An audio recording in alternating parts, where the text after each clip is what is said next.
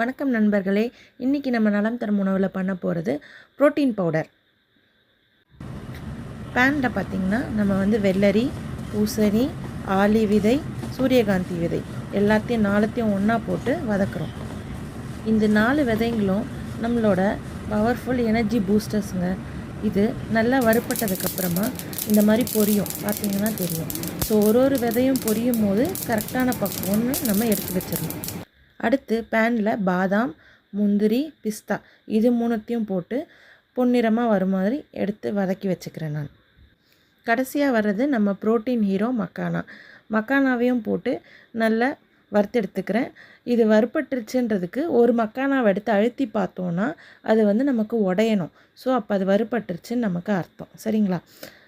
அடுத்து பார்த்திங்கன்னா எல்லாம் நம்ம வறுத்து அரைச்சதையும் கம்ப்ளீட்டாக ஆற வச்சு கூல் டவுன் பண்ணிடுறேன்.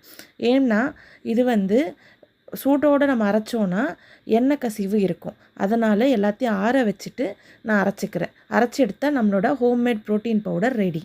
1 ஸ்பூன் பாலில் போட்டு குடிச்சிங்கன்னா இன்ஸ்டண்ட்டாக சக்தி ரெடி. இது நம்ம நலம் தரும் உணவு. உணவில் நலம், வாழ்வில் சமநிலை. நம்ம சேனலை மறக்காமல் சப்ஸ்கிரைப் பண்ணிவிடுங்க.